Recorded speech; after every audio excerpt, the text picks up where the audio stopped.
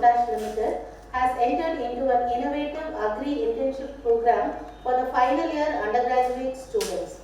The Office of Dean Agri and the Directorate of Extension Education along with the Department of Agriculture Extension is coordinating it in our Coimbatore, Trichy and Madurai campuses. Today we have gathered here to remark the successful completion of the program for the year 2025-26. On this special occasion, I welcome our respected Dean Agriculture, Dr. C. Babu sir, to the program. We are in fact privileged to have you as our guest of honor today. With due regards, I wholeheartedly welcome our Director of Extension Education who has designed and mentored this program. தங்கள் அனுபவங்களால் மாணவர்களின் கற்றல் திறனை மேம்படுத்தும் வகையில் இங்கு வருகை புரிந்திருக்கும் விவசாய பெருமக்கள் அனைவரையும் தமிழ்நாடு வேளாண்மை பல்கலைக்கழகத்தின் சார்பாக வருக வருக என அன்புடன் வரவேற்கின்றோம். To welcome the scientists Dr. M. Shuganti, Dr. Sharada and Dr. Gayatri who have cordially accepted our invitation for the Scientist Interaction Program. It is my bound duty to welcome Dr. M. Senthilkumar, Associate Professor, Director of Extension Education, who was instrumental for this program. I also welcome Dr. M. Kadiravan, Associate Professor, Seed Science and Technology, who was in charge of the Coimbatore batch of IPL Amrit interns. Technical team, educational media team, senior research fellows, junior research fellows, technical assistants, and all the supporting staff to the program. And I also welcome the Amrit intern students' friends who has actively involved in this program to share their experience about the program. I welcome you all to this program. Thank you. Institution Education to honor the Dean Agriculture.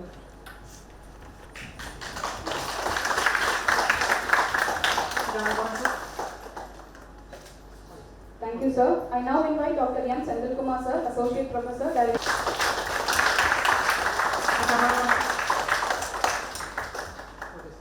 Thank you, sir. So, respected Dean, respected Director of Extension Education, my colleagues Dr. Cynthia Kadiravan, Dr. Shuganti, all my colleagues, அனைத்து விவசாயிகள் மாணவர்கள் அனைவருக்கும் வணக்கம். நம்ம அதை குயிக்காக இந்த ப்ரோக்ராமை நம்ம தாட்ட பேசியிருந்தால் கடந்த புதிதாக வந்துட்டு விவசாயிகளுக்கும் கடந்த 2024ஆம் ஆண்டு முதல் இந்த அமிர்த் இன்டர்ன்ஷிப் ப்ரோக்ராம் வந்து நம்ம கொடுத்துருக்கிறோம். இல்லை 2 ப்ரோக்ராமு நம்ம வந்து ஒன்று வந்து ஐபிஎல் அமிர்த் இன்டர்ன்ஷிப் ப்ரோக்ராம், அது வந்து ஐபிஎல் ஃபவுண்டேஷன் தான் இதை வந்து ஸ்பான்சர் பண்ணுறாங்க. இந்த ப்ரோக்ராம் வந்து இன்னொரு ப்ரோக்ராம் வந்து ஐபிஎல் அக்ரானி இன்டர்ன்ஷிப் ப்ரோக்ராம். அந்த ப்ரோக்ராம் வந்து நீங்கள் முடிச்ச டிப்ளமோ டிகிரி ஹோல்டர்ஸு படித்து முடிச்சுட்டு அவங்க வந்து அன்எம்ப்ளாய்டாக இருந்தாங்கன்னா அவங்களுக்கு வந்து ஒரு வாய்ப்பு கொடுக்குறது, அவங்க வந்து ஒரு அனுபவம் இன்டர்ன்ஷிப் கொடுக்கறதுக்காக அந்த ப்ரோக்ராம் ஒன்று நடக்குது. அதில் வந்து ஒரு 20 இன்டர்ன்ஸ் வந்து ஒர்க் பண்ணிட்டு இருக்காங்க. அவங்க வந்து ஒரு 5 கேவிகேல அட்டாச் ஆகி 5 மாவட்டங்களில் ஒர்க் பண்ணிட்டு இருக்காங்க. இந்த ஐபிஎல் இன்டர்ன்ஷிப் ப்ரோக்ராமு ஸ்டூடெண்ட்ஸுக்கு வந்து ஒரு நல்ல எக்ஸ்பீரியன்ஸை கொடுத்துருக்கோன்னு நினைக்கிறேன். ப்ரைவேட் ப்ரோக்ராமில் இங்கே சேலம் மாவட்டத்திலேருந்து வந்திருக்க விவசாயிகளுக்கு நான் என்ன சொல்கிறேன்னா, இந்த மாணவர்கள் வந்து கடந்த 6 மாதத்துக்கு முன்னாடி இந்த கிராமங்களில் கோவை மாவட்டத்தில் உள்ள கிராமங்களில் வந்து விவசாயிகளை சந்தித்து ஒவ்வொரு மாணவரும் ஒரு 100 விவசாயிகளை சந்தித்து அவங்களோட அனுபவங்கள், அவங்க வந்து என்ன விவசாய முறைகள் என்ன பண்ணிட்டு இருக்கிறாங்க, அவங்க வந்து என்ன திட்டங்களை, அரசு திட்டங்கள், மத்திய மாநில திட்டங்களை எந்த திட்டங்களை வந்து செயல்படுத்திட்டு இருக்கிறாங்க, அவங்க வந்து மண் வளத்தை பற்றி, உயிர் உரங்களை பற்றி, மற்ற தொழில்நுட்பங்களை பற்றி எந்த மாதிரி புரிதல் இருக்குது, அதை எப்படி உபயோகப்படுத்திட்டு இருக்கிறாங்க, இந்த மாதிரி விஷயங்களை அவங்களோட கலந்துரையாடி அதை வந்து அவங்க பதிவு பண்ணி அதை வந்து ஒரு ரிப்போர்ட்டாக கொடுக்குறாங்க. அதில் 1-2 பாயிண்ட் ஒரு 2 நிமிடங்கள் மட்டும் நம்ம சொல்கிறேன். ஓகே, இந்த இன்டர்ன்ஷிப் ப்ரோக்ராமு முக்கியமாக வந்து இன்டர்ன்ஸ் வந்து இதில் இருக்க மாணவர்கள் வந்து ஊரக பகுதிகள், கிராமங்கள்லாம் எப்படி இருக்கும், விவசாயிகளோட வாழ்வாதாரம் எப்படி இருக்கும், வாழ்க்கை நிலை எப்படி இருக்கும், அவங்க வந்து விவசாய முறைகள் என்னென்ன இருக்கும், அவங்களோட சமூக கட்டுக்கள் எப்படி இருக்குது, பொருளாதார நிலை எப்படி இருக்குது, இது எல்லாத்தையுமே வந்து அவங்க நேரடியாக அவங்களோட சென்று கலந்து தெரிஞ்சுக்கிட்டு, அது இல்லாமல் தொழில்நுட்பங்கள் என்னெல்லாம் பண்ணுறாங்கிறத படிக்கிறது தான். அடுத்தது போகணுமா? அடுத்து போங்க நெக்ஸ்ட். ஓகே, ஸோ இதில் பார்த்தீங்கன்னா உர பயன்பாடு பார்த்தீங்கன்னா நம்ம இந்த எல்லா மாவட்டத்துலேயும் ஆனைமலை, அன்னூர், காரமடை, கிணத்துக்கடவு, மதுக்கரை எல்லாத்துலேயும் எடுத்துக்கிறாங்க. ஸோ எல்லா இதுலேயுமே வந்து விழிப்புணர்வும் இருக்குது, உரம் வந்து அதிகமாக யூஸ் பண்ணுறாங்க. இப்போ வந்து நம்ம பேலன்ஸ் யூஸ் ஆஃப் ஃபெர்டிலைசர் அப்படிங்கிறத பற்றி நம்ம இப்போ விழிப்புணர்வு ஏற்படுத்திட்டு வரோம். நமக்கு பயிருக்கு என்ன தேவையோ மண்ணை பரிசோதனை பண்ணி அதன் அடிப்படையிலையோ இல்லை வந்து மண்ணுக்கு தேவையான உரங்கள் மட்டும் யூரியா உரங்களை குறைத்து மற்ற எந்த சத்துக்கள் தேவையோ அதை மட்டும் கொடுக்கக்கூடிய இப்போ விழிப்புணர்வை நாடு முழுவதும் இப்போ ஏற்படுத்திட்டு இருக்கிறோம். விவசாயத்துலாம் தெரியும், உர விலைலாம் ஏறிக்கிட்டே இருக்குதுங்க. ஸோ அது மண் வளத்தை காப்பதற்காக அதில் பார்க்கும்போது இந்த மாணவர்கள் எடுத்தது இங்கேயும் வந்து எல்லாருக்கும் விழிப்புணர்வு இருக்குது, எல்லாரும் வந்து நல்ல உரத்தை உபயோகப்படுத்துகிறாங்க. பட் எது அதிகப்படியாக உபயோகப்படுத்துகிறாங்க அந்த மாதிரி இதிலே கொஞ்சம் கலெக்ட் பண்ணியிருக்காங்க. அதை இங்கே நம்ம போன எடுத்துட்டு போகணும். நெக்ஸ்ட் ஓகே, இயற்கை விவசாயத்தை பற்றியும் வந்து ஒரு நல்ல விழிப்புணர்வு இருக்குது மக்களுக்கு. கோவை, ஈரோடு, திருப்பூர், கரூர், இப்போ இந்த மாவட்டங்களில் பார்த்தீங்கன்னா நல்ல விவசாயம் வந்து நல்ல சிறப்பாக பண்ணக்கூடிய மாவட்டங்கள். அந்த மாவட்டங்கள்லேயே பார்த்தீங்கன்னா நல்ல விழிப்புணர்வு எல்லா இதுலேயுமே வந்து இயற்கை விவசாயத்தை பற்றி விழிப்புணர்வும் இருக்குது விவசாயிகிட்ட. அதை பற்றி அடுத்து இருக்குது. தொழில்நுட்பங்கள் பார்த்தீங்கன்னா தொழில்நுட்பங்களும் வந்து ட்ரோனு இந்த மாதிரி தொழில்நுட்பங்களும் விவசாயிகள் பண்ணுறதா அவங்க குறிப்பிட்டிருக்காங்க. அடுத்தது விவசாயிகளுக்கு அதிக விழிப்புணர்வு இல்லை, பட் அது வந்து நானோ உரங்களை பயன்படுத்துவதன் மூலம் நம்ம நிறைய உரச்செலவையும் சேமிக்கலாம் அப்படிங்கிற இது இருக்குது. அது வந்து நம்ம மற்ற மாவட்டங்களுக்கு இருக்கோம். அடுத்தது இருக்கோம் மண்வள அட்டை. கடந்த 50 ஆண்டுகளாக நம்ம வந்து மண்வளத்தை பற்றியும் மண் பரிசோதனை பற்றியும் வந்து விழிப்புணர்வு அரசு மற்றும் எல்லா இதையும் ஏற்படுத்திட்டு வரோம். பட் இப்போ பார்த்தீங்கன்னா அதில் மண் வளத்தை பற்றின விழிப்புணர்வு ரொம்ப கம்மியாகவே இருக்குது.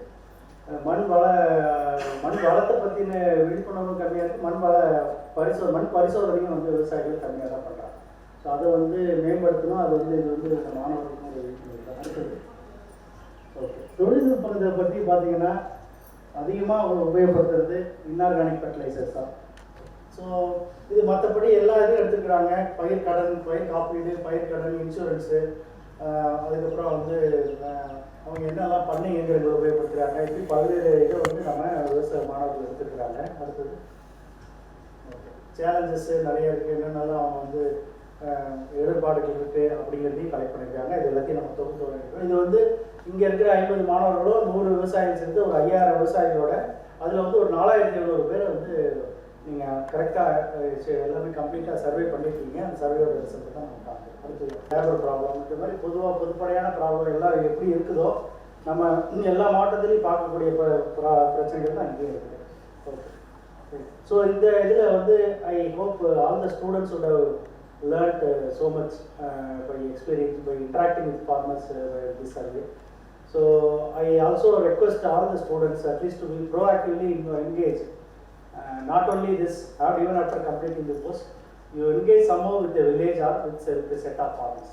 வெறும் விவசாயிகளோட கட்டாயம் ஒரு தொடர்பு இருந்தால் நீங்கள் எந்த வேலையில் இருந்தாலும் சரி, எங்கே போனாலும் சரி, அட்லீஸ்ட் சர்வீஸ் செக்டர் போனாலும், பேங்கிங் செக்டர் போனாலும், at least get in touch with some farmers.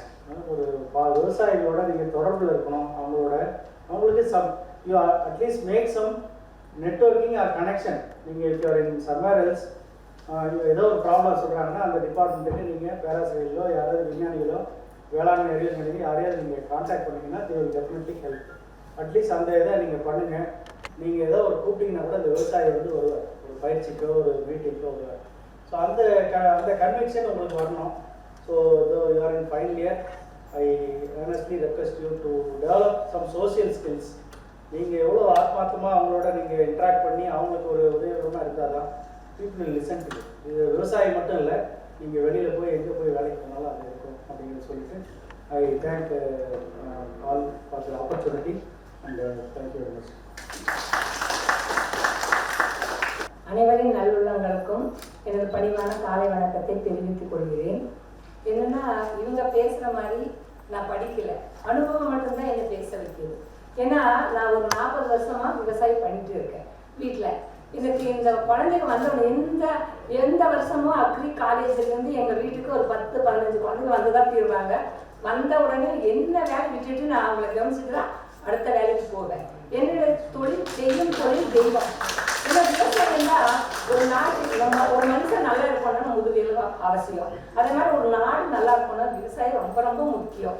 இப்போ கால சூழ்நிலை என்ன சொல்லுதுன்னா, எனக்கு வந்து ரோல் மாடல் என்னன்னு சொல்லுவேன்னா, இந்த பெண் பிள்ளைகளை பார்த்த உடனே இந்த வருஷத்துல பெண் பிள்ளைகள் தான் வந்தாங்க.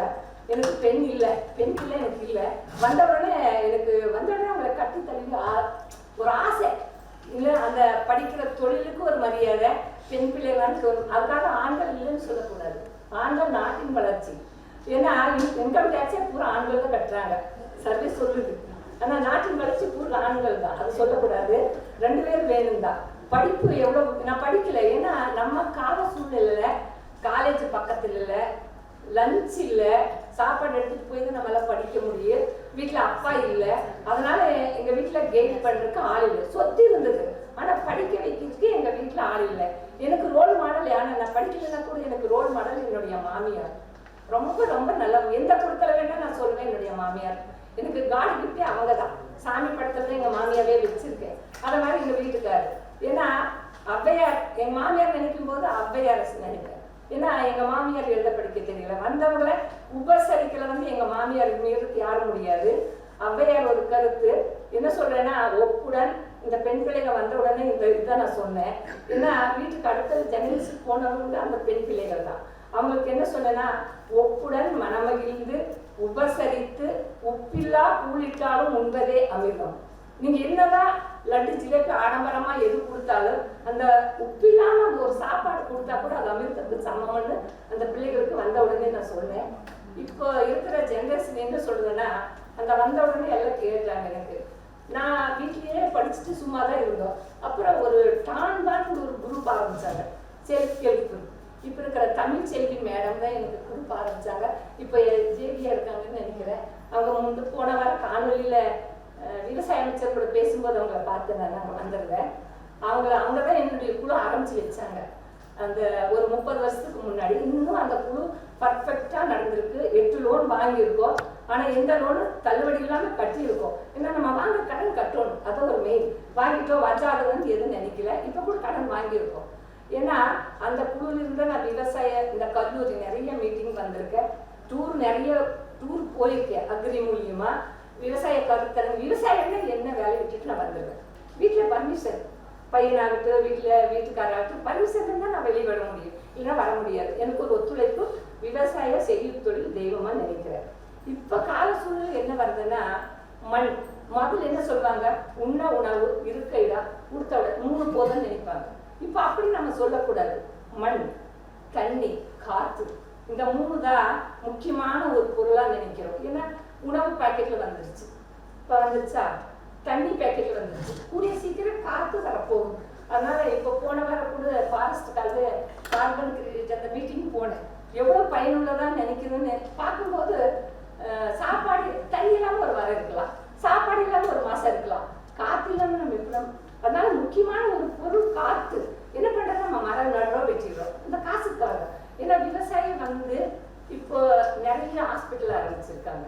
ஏன்னா நம்ம சாப்பிட்ற ஒவ்வொரு பொருள் இந்த நச்சுத்தன்மை அடிச்சு மண்வள ஊரியா உப்பு ஆர்கானிக் பண்ணாம ஊரியப்பல் மண்புல காணாம பண்ணிட்டோம். அதனால வருங்கால சன்னதிக்கு நான் என்ன நினைக்கிறேன்னா, நல்ல மண்ணு, நல்ல காத்து, நல்ல தண்ணி. நம்ம வாழ்ந்துட்டோம் நல்லா, ஒரு பர்ஃபெக்டா ஒரு 50 வருஷம் வாழ்ந்தாச்சு.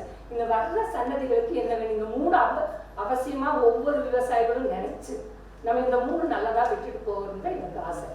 இந்த விவசாயத்துக்கும் ஒரு என்னன்னா வச்சிருக்க அரிசிக்கு அவ்வளவு ஒத்துமை. ஏன்னா அரிசி மூட்டையில் இருக்கிற அரிசி எந்த ஒரு பிரதிபலன் எதிர்பார்க்காம உதவி பண்ணுது. அதே மாதிரி ஒவ்வொரு விவசாயி ஏதோ ஒரு வழியில உதவி இருக்கு.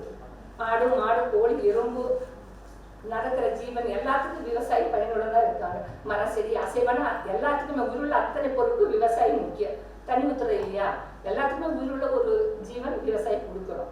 அதனால இந்த அரிசி மூட்டைக்கும் விவசாயத்துக்கு என்ன ஒற்றுமைன்னா, ஒரு சின்ன குழந்தைகளுக்கு சொல்லியிருக்கேன், புரிய நினைக்கிறேன்.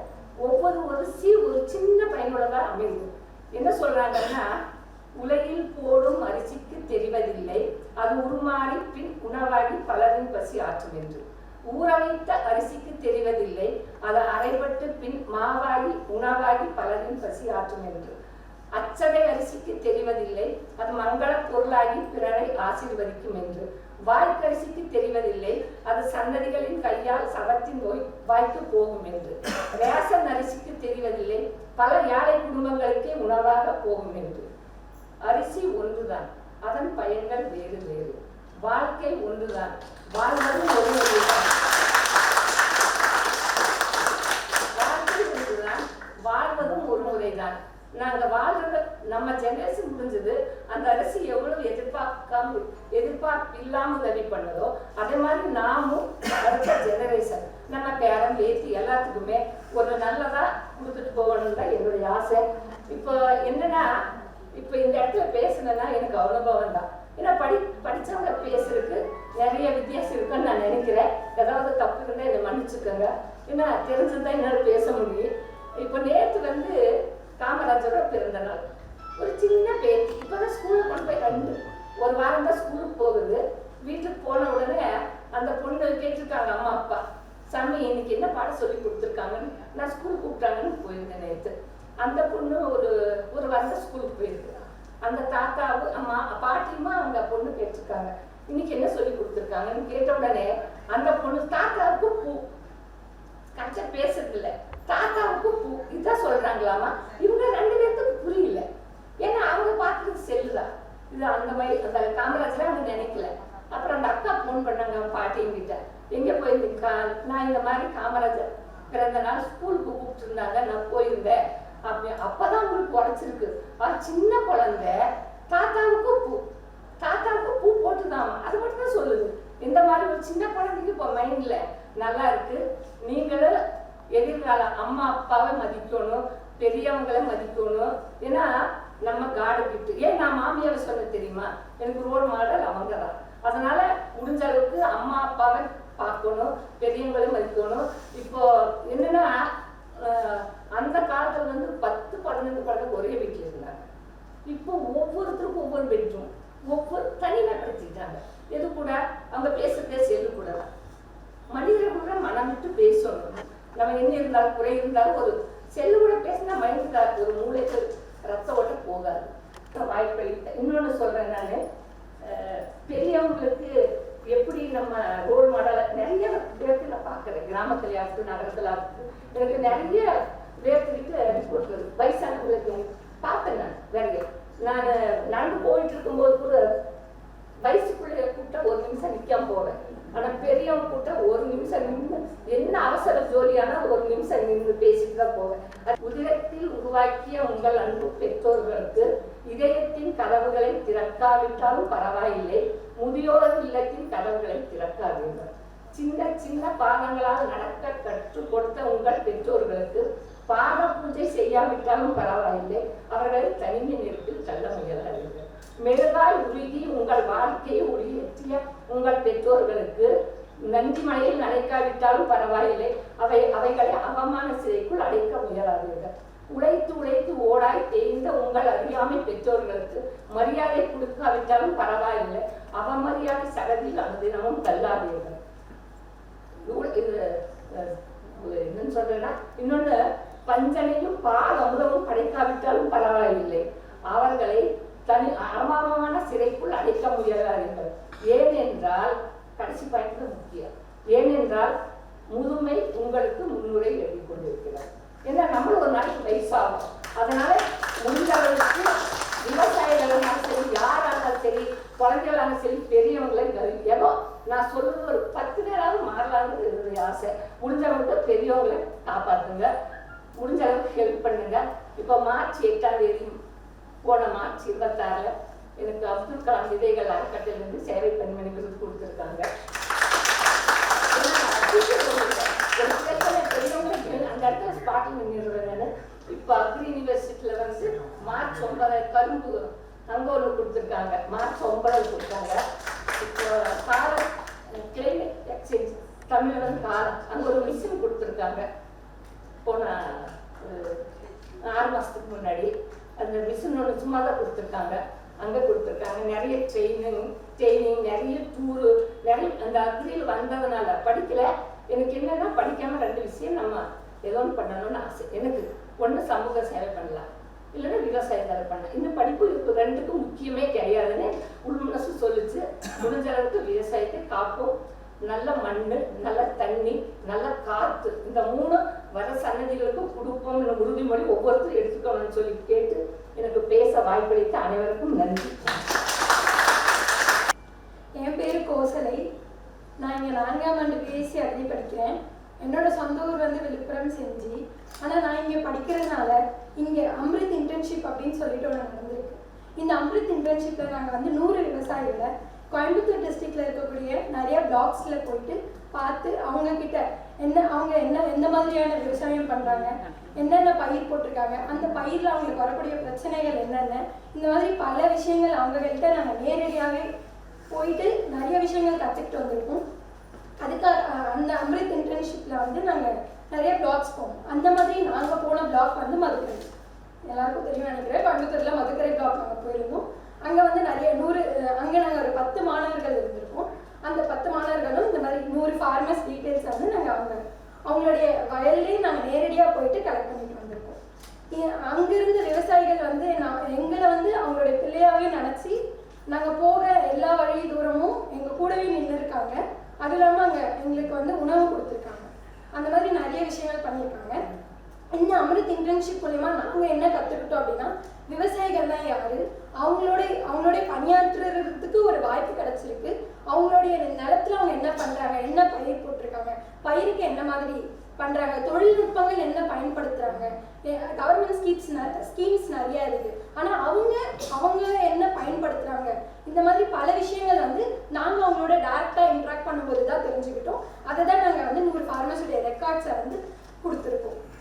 அது மட்டும் இல்லாமல் அமிர்த் இன்டர்ன்ஷிப் மூலயமா நாங்கள் வந்து நிறைய இப்போ ஆன்லைனில் கோர்சஸ் பண்ணுறாங்க பிள்ளைகள்.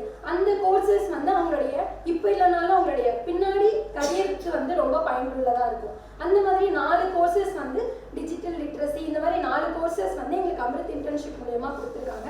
இது எங்களோட கரியர் க்ரோத்துக்கு இன்னும் ஹெல்ப்ஃபுல்லாக இருக்கும் அப்படின்னு நாங்கள் நம்புகிறோம். இந்த மாதிரி ஃபார்மர்ஸ் டீட்டெயில்ஸ் கலெக்ட் பண்ணதுனால எங்களால் விவசாயிகளோட நேரடி அனுபவங்களை தெரிஞ்சுக்க முடிஞ்சதுனால நாங்கள் எல்லாருக்கும் எங்களுடைய staffs, farmers and IPL foundations எல்லாருக்கும் மனசார நன்றி சொல்கிறோம். ரொம்ப நன்றி.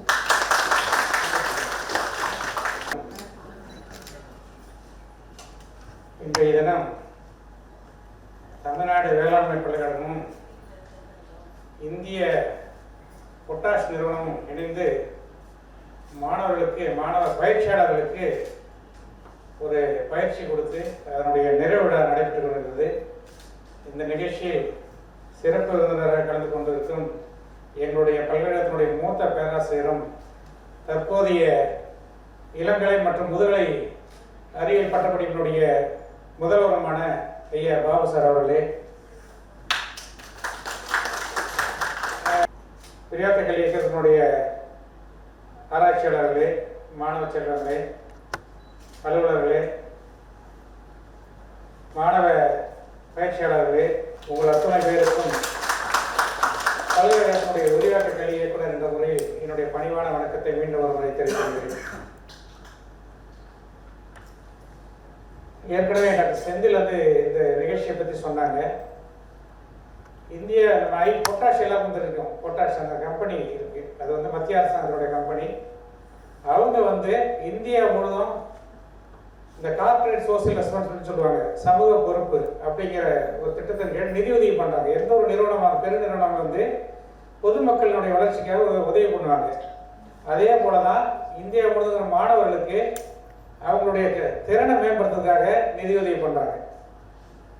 அதுபோல் நம்ம பல்கலைக்கழகத்திற்கு கட்டுப்பாட்டில் இருக்கிற 3 கல்லூரி, கோயம்புத்தூர், மதுரை, திருச்சியில் இருக்கிற 3 கல்லூரிகளுக்கு ஒரு கல்லூரிக்கு 50 மாணவர்கள் என்ற முறையில் 150 மாணவர்களுக்கு ஒரு மாதம் 6000 ரூபாங்கிற மாதிரில 3 மாதத்துக்கு 18000 ரூபா நிதியுதவி கொடுத்து கிராமத்தில் போய் விவசாயம் எப்படி இருக்குது, ஏற்கனவே படிப்பறிவு படிச்சிருப்பாங்க, இப்போ பட்டறிவு என்ன விவசாயம் பண்ணுறாங்க, அவங்க விவசாயம் மேற்கொள்கிற இடர்பாடுகள் என்ன, அதுக்கு என்ன வாய்ப்புகள் இருக்குது, என்ன சவால்கள் இருக்குது அப்படிங்கிறதெல்லாம் போய் நேரடியாக பார்த்துட்டு வரணும், பயிற்சி எடுக்கணும்னு சொல்லி தான் நிதியுதவி பண்ணியிருக்காங்க.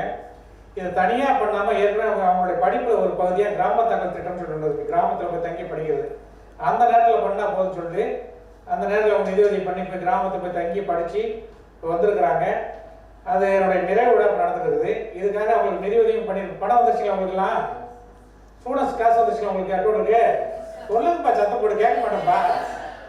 முதல்வர் வேளாண்மை கல்லூரியுடைய முதல்வர் தான் நிதியுதவி பண்ணாங்க. இதுக்கு முன்னாடி டாக்டர் வெங்கடேஷ் பழனிசாமி சொல்லியிருந்தாங்க, அவங்க தான் இந்த நிகழ்ச்சியை துவக்கி வச்சாங்க. இன்னைக்கு வந்து நம்முடைய முதல்வர் டாக்டர் பாபு சார் இருக்காங்க, அவங்களுக்கு பேர் நன்றி சொல்லணும். இந்த 3 கல்லூரியோட முதல்வருமே எங்களுக்கு நிறைய உதவி பண்ணியிருக்காங்க. இல்லாட்டி இந்த நிகழ்ச்சி சிறப்பாக நடைபெறாது. போன வருஷம் இதே போல 150 மாணவர்கள் கொடுத்தாங்க. இதுக்கு நிதியுதவி பண்ணுறது வந்து இந்த Indian potassium potassium Rajiv Ranjan சொல்லிட்டு ஐஏஎஸ் ஆஃபீஸர், நம்ம தமிழ்நாட்டில் தலைமைச் செயலாளராக இருந்தவர். அவர் ஓய்வு பெற்றுட்டு இந்த கம்பெனியில் இப்போ வந்து இயக்குநராக இருக்கிறாரு. மே மாதம் 29 டெல்லியில் நேரடியாக சந்தித்து அவங்க கலந்துரையாடிட்டு வந்தேன். ரொம்ப பாராட்டினாங்க. நம்ம டிஎன்ஏ ஸ்டூடெண்ட்ஸ் ரொம்ப நல்லா பண்ணுறாங்க அப்படின்னு சொன்னாங்க. நாங்கள் சார் மற்ற கல்லூரி மாணவர்களுக்கு இந்த நிதியுதவி கொடுங்கன்னு சொல்லி கேட்டுக்கிறோம், கட்டாயம் பண்ண சொல்லிக்கிறாங்க. அது போக டாக்டர் செந்தில் சொன்ன மாதிரி 20 மாணவர்களுக்கு வந்து ஒரு பயிற்சியாளர் சம்பளம் கொடுக்குறாங்க. 10 டிப்ளமோ ஸ்டூடெண்ட்ஸுக்கு, 10 அக்ரி முடிச்சவங்களுக்கு, 20 பேருக்கு டிப்ளமோ முடிச்சல 18,000 ரூபாயும், அக்ரி முடிச்சவங்களுக்கு 20,000 ரூபாயும் கொடுத்து ஒரு கேவிக்கு தங்கி கிராமத்தை பற்றி படிச்சுட்டு இருக்கிறாங்க. அந்த நிதியுதவியும் பண்ணிக்கிறாங்க. அந்த விதத்தில் அவங்களுக்கு வந்து அவங்க எங்கேயோ டெல்லியில் இருக்கிறாங்க. இந்த தருணத்தில் பல்கலைக்கழகம் சார்பாக அவங்களுக்கு நம்ம நன்றியை தெரிவிச்சுக்கிறோம். ஏற்கனவே குறிப்பிட்டது போல டீன் அவர்களுக்கு அவங்க மனமார்ந்த நன்றியை தெரிவிச்சுக்கிறோம். இந்த நிகழ்ச்சியை சிறப்பாக ஏற்பாடு செய்த விரிவாக்க கல்வி இயக்கத்தினுடைய விஞ்ஞானிகளுக்கு பாராட்டுதலை தெரிவிச்சுக்கிறேன். எங்களுடைய அழைப்பு ஏற்று வந்திருக்கிற விவசாய பெருமக்கள், மாணவ செல்வம், உங்கள் அத்தனை பேருக்கு உங்களுடைய மனமார்ந்த நன்றியை மீண்டும் ஒரு முறை தெரிவிச்சுக்கிறேன். நான் எக்ஸ்டென்ஷனில் வந்து 2 இது சொல்லுவாங்க, எப்பவுமே மறக்கக்கூடாது. சீயிங் இஸ் பிலீவிங்கு, இன்னொன்று என்னது, லேர்னிங் பை டூயிங். சரி, எக்ஸ்டென்ஷன் சப்ஜெக்ட் தெரிஞ்சால் அது 2 இது மறக்கக்கூடாது. கண்ணால் காண்கிறத நம்ப முடியும், நம்ம செய்முறையை செஞ்சால் தான் நம்ம என்ன தெரிஞ்சுக்க முடியும் அப்படிங்கிறது தான் என்னோட இது. அந்த 2 கான்செப்டில் தான் நீங்கள் இது பண்ணியிருக்கிறாங்க. குறிப்பாக வந்து நான் ஏற்கனவே குறிப்பிட்டது போல நம்மளோட தன்னம்பிக்கையை வந்து வளரணும். அம்மா வந்து பேசினாங்க பாருங்க, எவ்வளோ தைரியமாக பேசுனாங்க பாருங்க. அவங்க ஆரம்பிக்கிறப்ப சொன்னாங்க, நான் ரொம்ப படிக்காதவங்க அப்படின்னு சொல்லிட்டு. ஆனால் நான் நினச்சது, நான் இப்போ பக்கத்தில் இருக்க அதிகாரிகளோட சொல்லிட்டு நான் அம்மாவை தனியாக ஒரு வீடியோ எடுத்து நம்ம போடணும். நாங்கள் ஒரு டிவி ரன் பண்ணுறோம், நாங்கள் யூடியூப்பில் டிஎன்ஏ டிவின்னு சொல்லிட்டு. அதனால தான் தயவு செய்து விவசாய பெருமக்களாக நீங்கள் இயற்கை ஒரு மண் தாய் மாதிரி மண்ணை பாதுகாக்க வேண்டியது. மண் வளம் தான் மனித வளம். நிறைய பேர் நினைக்கிறோம் தென்னை மரத்தில் பூச்சி வருது, நோய் வருதுங்கிறாங்க. உடனே பூச்சி மருந்து அடிக்கிறாங்க, நோய் மருந்து அடிக்கிறாங்க. அது முக்கியம் இல்லை. நமக்கு எப்போ உடம்பு செல்லாம போகுது, எப்போ உடம்பு வீக்காக இருக்கோ அப்போ நமக்கு தள்ளி பிடிக்கும், காய்ச்சல் அடிக்கும். ஆனால் அதுக்கு அடிப்படை காரணம் நம்ம வந்து உரம் வச்சுக்கணும், சத்து கொடுத்துக்கணும். அதுதான் முக்கியம். நம்மகிட்ட எல்லா வைத்தியமும் இருக்கு, நம்ம பண்றது கிடையாது. நான் காலங்காலத்தில் எந்திரிச்ச உடனே கொஞ்சம் வெந்தயம் வாயில போட்டுட்டு தண்ணி குடிச்சுடுவேன். அதை கூட ஒரு சொன்னால் முருகன் டெய்லி போடாதுன்னு சொன்னார். அதனால இப்போ 1 விட்டு 1 நாள் போடுறோம்.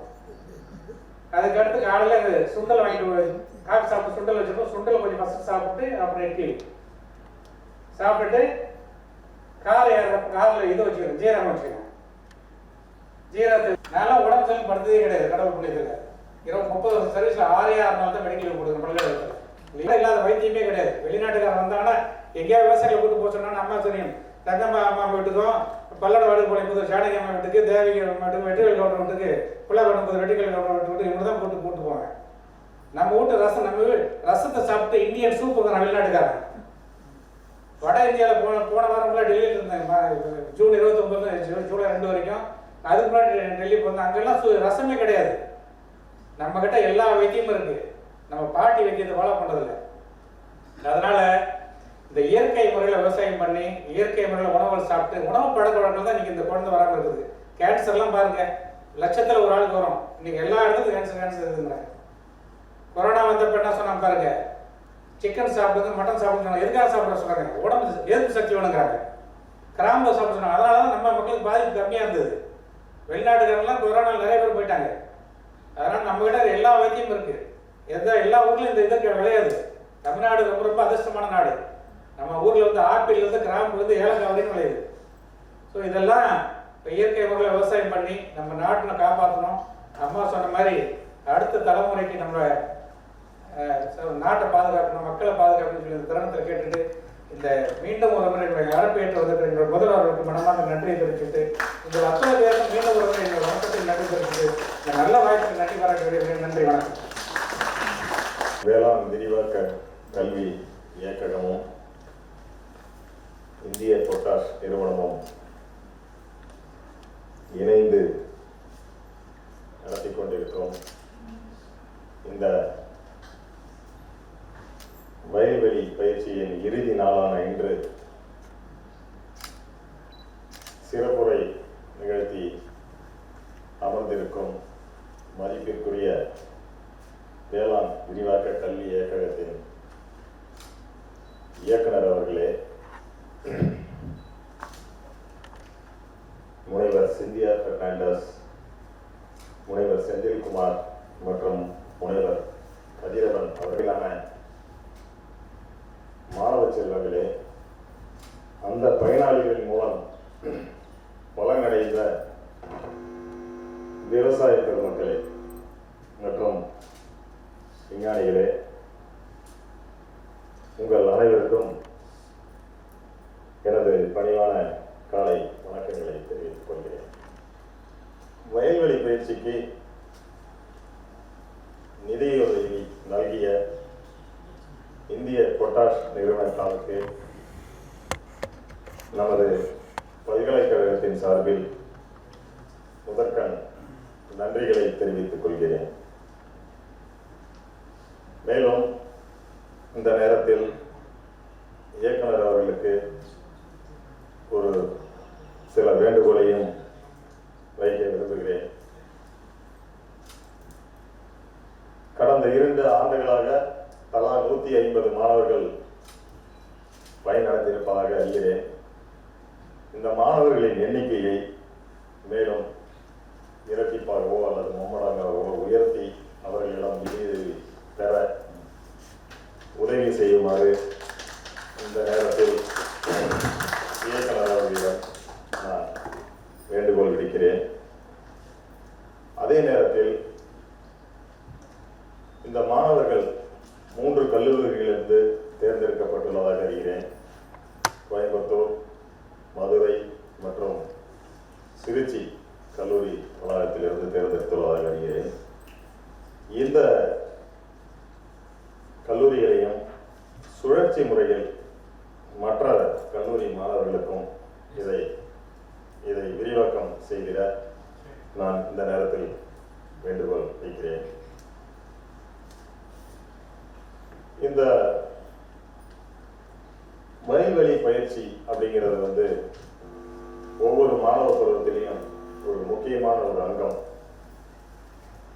நீங்க எந்த ஒரு மாணவனாகட்டும், நீங்க உதாரணத்துக்கு நம்மளுடைய அக்ரி மாணவர்கள் அவங்களுடைய கல்லூரி படிப்பு முடிச்சதுக்கு அப்புறம் ஒரு 10 வருஷம் கழிச்சு உங்களுடைய கல்லூரி வாழ்க்கையில, கல்லூரி நாட்கள்ல மறக்க முடியாத அனுபவங்கள் என்ன அப்படின்னு நீங்க கேட்டீங்கன்னா 2 விஷயம் அவங்க முதல்ல சொல்லுவாங்க. ஒண்ணு என்ன சொல்லுவீங்க?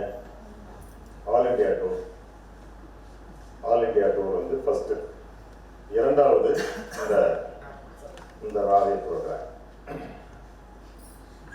இதே அனுபவம் தான் எனக்கும். 1990 கிட்டத்தட்ட ஒரு 36 ஆண்டுகளுக்கு முன்னாடி நாங்கள் 90 இந்த ராவே, அப்போ வில்லேஜ் ஸ்டே ப்ரோக்ராம்னு சொல்லுவோம். அந்த வில்லேஜ் ஸ்டே ப்ரோக்ராம் கலந்துக்கிட்ட அனுபவம் இன்னும் மனசுல பசுமையாக தான் நிற்கிது. எப்போ கேட்டீங்கன்னாலும் நமக்கு அந்த வில்லேஜில் போய் தங்கின அனுபவங்கள், அவங்கக்கிட்ட இதில் என்ன ஒரு விஷயம் அப்படின்னா, இந்த கான்செப்ட் நம்ம அவங்களுக்கு சொல்லிக் கொடுக்கணும் அப்படிங்கிறது தான் அனுப்புகிறோம். ஆனால் உண்மை நிலவரம் என்ன? உண்மை நிலவரம் நம்ம தான் அங்கே போனதுக்கப்புறம் நம்ம படித்ததுக்கும் அங்கே நடக்கிற விஷயங்களுக்குமே சம்மந்தம் இல்லை. அவங்களுடைய அனுபவங்களை தான் நம்ம தெரிஞ்சுக்கிறோம். இல்லை, அதுதான் உண்மை நிலவரம். நம்ம என்ன அங்கே அனுப்புறது, இதனுடைய நோக்கம் நம்மளுடைய தொழில்நுட்பங்களை அங்கே அவங்களுக்கு சொல்லிக் கொடுங்க அப்படின்னு சொல்லி அனுப்புகிறோம். ஆனால் அங்கேருந்து கற்றுக்கிட்டு வர்றது தான் அதிகமாக இருக்கும். அதுதானே உண்மை? அதுதான் அனுபவ அறிவு தான் ரொம்ப முக்கியம். இன்னுமே அது எதுக்கு சொல்ல வரேன்னா, இந்த வயல்வெளி பயிற்சியை ஒரு ஜஸ்ட் லைக் தட் எடுத்துக்காம அந்த விவசாயிகளுடன் நம்ம உண்மையாக பழகி நம்ம இன்னும் எனக்கு ஞாபகம், எனக்கு இன்னும் அந்த பயனாளிகள், இந்த விவசாயிகள் எல்லாமே எனக்கு பெயர் எல்லாமே ஞாபகம் இருக்கு. ஆயிடுச்சு 30-35 வருஷம் ஆயிடுச்சு. பட் நானும் அந்த வில்லேஜுக்கு இன்னும் அதுக்கப்புறம் போக வேண்டிய இது இல்லாமல் போயிடுச்சு. போனோம்னா சந்திக்கணும். அது மாதிரி எதுக்கு சொல்ல வரேன்னா, இந்த பயிற்சி ரொம்ப நம்மளுடைய வாழ்வில் ஒரு மறக்க முடியாத அங்கம். அந்த ஒரு பயிற்சிக்கு நிதியுதவியும் கொடுத்து உங்களுக்கு ஒரு மறக்க முடியாத அனுபவமாக மேலும் ஆக்கியிருக்கிறாங்க. அதனால் இந்த தருணத்தில் மீண்டும் நான் வேளாண்மை கல்வி இயக்குனர் அவர்களுக்கும்